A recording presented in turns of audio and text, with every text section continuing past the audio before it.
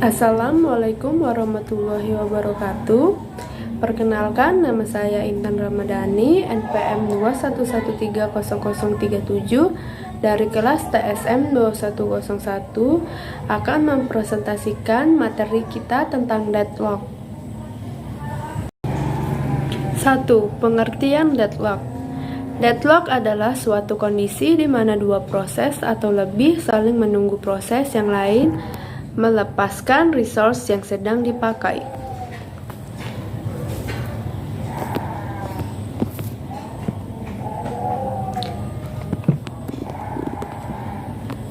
Deadlock dianalogikan sebagai dua antrian mobil yang akan menyeberangi jembatan.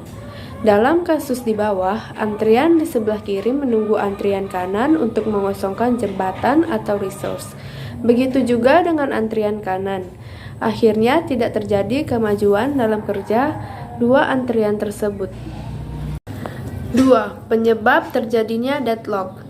Ada 4 kondisi yang dapat menyebabkan terjadinya deadlock.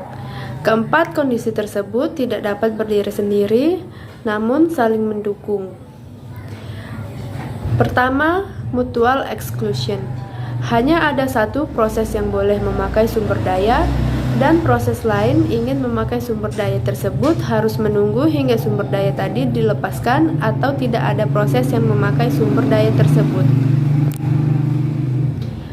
Yang kedua, hold and wait. Proses yang sedang memakai sumber daya boleh meminta sumber daya lagi. Maksudnya menunggu hingga benar-benar sumber daya yang diminta tidak dipakai oleh proses lain. Hal ini dapat menyebabkan kelaparan sumber daya sebab dapat saja sebuah proses tidak mendapat sumber daya dalam waktu yang lama. Yang ketiga, no preemption. Sumber daya yang ada pada sebuah proses tidak boleh diambil begitu saja oleh proses lainnya. Untuk mendapatkan sumber daya tersebut, maka harus dilepaskan terlebih dahulu oleh proses yang memegangnya. Selain itu, seluruh proses menunggu dan mempersilahkan hanya proses yang memiliki sumber daya yang boleh berjalan. Yang keempat, circular wait. Kondisi seperti rantai, yaitu proses membutuhkan sumber daya yang dipegang proses berikutnya. 3. Pengertian deadlock. Ada beberapa cara untuk menanggulangi terjadinya deadlock. Di antaranya adalah yang pertama, mengabaikan masalah deadlock, yang kedua, mendeteksi dan memperbaiki, yang ketiga, penghindaran yang terus-menerus dan pengalokasian yang baik dengan menggunakan protokol yang memastikan sistem tidak pernah memasuki keadaan deadlock, yaitu dengan deadlock avoidance sistem untuk mendata informasi tambahan tentang proses mana yang akan meminta menggunakan sumber. Yang ketiga, pencegahan yang secara berstruktur dengan 4 kondisi terjadinya deadlock dengan deadlock prevention system untuk memastikan bahwa salah satu kondisi yang penting tidak dapat menunggu. Mengabaikan masalah deadlock. Untuk memastikan sistem tidak memasuki deadlock, sistem dapat menggunakan pencegahan deadlock atau penghindaran deadlock. Penghindaran deadlock membutuhkan informasi tentang sumber daya yang mana yang akan suatu proses meminta dan beberapa lama akan digunakan. Dengan informasi tersebut dapat diputuskan oleh keberadaan sumber daya, apakah ia sedang digunakan oleh proses lain atau tidak. Metode ini lebih dikenal dengan algoritma ostrich. Dalam algoritma ini dikatakan bahwa untuk menghadapi deadlock ialah dengan berpura-pura bahwa tidak ada masalah apapun. Hal ini seakan-akan melakukan suatu hal yang fatal. Tetapi sistem operasi untuk menanggulangi deadlock dengan cara ini dengan tidak mendeteksi deadlock dan membiarkannya secara otomatis mematikan program sehingga seakan-akan tidak terjadi apapun. Jadi, jika terjadi deadlock, maka tabel akan penuh, sehingga proses yang menjalankan proses melalui operator harus menunggu pada waktu tertentu dan mencoba lagi. Mendeteksi dan memperbaiki. Caranya ialah dengan cara mendeteksi jika terjadi deadlock pada suatu proses, maka dideteksi sistem mana yang terlibat di dalamnya. Setelah diketahui sistem mana saja yang terlibat, maka diadakan proses untuk memperbaiki dan menjadikan sistem berjalan kembali. Jika sebuah sistem tidak memastikan deadlock akan terjadi dan juga tidak didukung dengan pendeteksian deadlock serta pencegahannya, maka kita akan sampai pada kondisi deadlock yang dapat berpengaruh terhadap performance sistem karena sumber daya tidak dapat digunakan oleh proses sehingga proses-proses yang lainnya juga terganggu. Akhirnya, sistem akan berhenti dan harus direstart. Hal-hal yang terjadi dalam mendeteksi adanya deadlock adalah: yang pertama, permintaan sumber daya dikabulkan selama memungkinkan. Yang kedua, sistem operasi memeriksa adakah kondisi circular wait secara periodik. Yang ketiga, pemeriksaan adanya deadlock dapat dilakukan setiap ada sumber daya yang hendak digunakan oleh sebuah proses. Yang keempat, memeriksa dengan algoritma tertentu. 4. Menghindari deadlock. Pada sistem kebanyakan, permintaan terhadap sumber daya dilakukan sebanyak sekali saja. Sistem sudah harus dapat mengenali bahwa sumber daya itu aman atau tidak terkena deadlock. Setelah itu baru dialokasikan. Ada dua cara, yaitu: yang pertama, jangan memulai proses apapun jika proses tersebut akan membawanya pada kondisi deadlock, sehingga tidak mungkin terjadi deadlock karena pada saat akan menuju deadlock, proses sudah dicegah.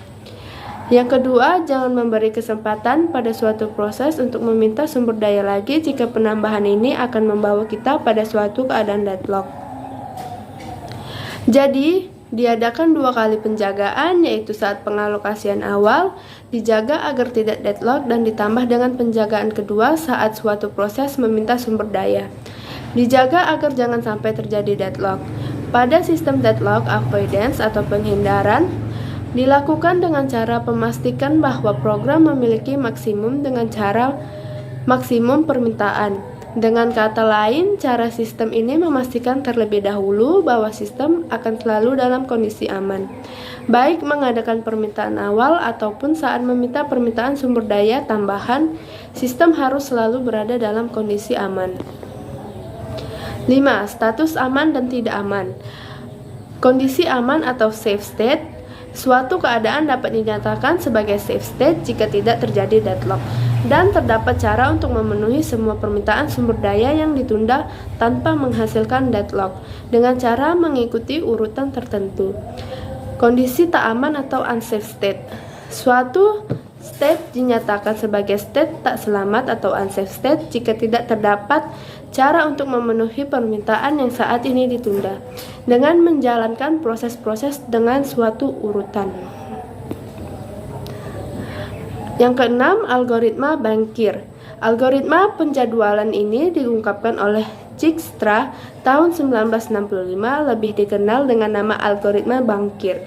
Model ini menggunakan suatu kota kecil sebagai percontohan dengan suatu bank sebagai sistem operasi, pinjaman sebagai sumber daya, dan peminjam sebagai proses yang membutuhkan sumber daya. Deadlock akan terjadi apabila terdapat seorang peminjam yang belum mengembalikan uangnya dan ingin meminjam kembali. Padahal uang yang belum dikembalikan tadi dibutuhkan oleh peminjam lain yang juga belum mengembalikan uang pinjamannya. Beberapa kelemahan algoritma Bankir: Tenenbaum tahun 1992, Stalling tahun 1995, dan Date tahun 1990 adalah sebagai berikut. Yang pertama, sulit untuk mengetahui seluruh sumber daya yang dibutuhkan proses pada awal eksekusi. Yang kedua, jumlah proses yang tidak tetap dan berubah-ubah. Yang ketiga, sumber daya yang tadinya tersedia dapat saja menjadi tidak tersedia kembali. Yang keempat, proses-proses yang dieksekusi harus tidak dibatasi oleh kebutuhan sinkronisasi antara proses. Yang kelima, algoritma ini menghendaki memberikan semua permintaan selama waktu yang berhingga. Yang ketujuh, mendeteksi dan memulihkan deadlock. Metode ini menggunakan pendekatan dengan teknik untuk menentukan apakah deadlock sedang terjadi serta proses-proses dan sumber daya yang terlibat dalam deadlock tersebut. Setelah kondisi deadlock dapat dideteksi, maka langkah pemulihan dari kondisi deadlock dapat segera dilakukan. Langkah pemulihan tersebut adalah dengan memperoleh sumber daya yang diperlukan oleh proses-proses yang membutuhkannya. Terminasi proses. Metode ini akan menghapus proses-proses yang terlibat pada kondisi deadlock dengan mengacu pada beberapa syarat. Beberapa syarat yang termasuk dalam metode ini adalah sebagai berikut. Yang pertama, menghapus semua proses terlibat dalam kondisi deadlock atau solusi ini terlalu mahal. Yang kedua, menghapus satu persatu proses yang terlibat sampai kondisi deadlock dapat diatasi. Proses ini memakan banyak waktu. Menghapus proses berdasarkan prioritas, waktu eksekusi, waktu untuk selesai, dan kedalaman dari rollback. Resource preemption. Metode ini lebih menekankan kepada bagaimana menghambat suatu proses dan sumber daya agar terjebak pada unsafe condition. Beberapa langkahnya yaitu pilih salah satu proses dan sumber daya yang akan di-preempt, rollback ke safe state yang sebelumnya telah terjadi, mencegah suatu proses agar tidak terjebak pada starvation karena metode ini. Sekian presentasi yang dapat saya sampaikan, lebih dan kurangnya mohon dimaafkan. Terima kasih. Wassalamualaikum warahmatullahi wabarakatuh.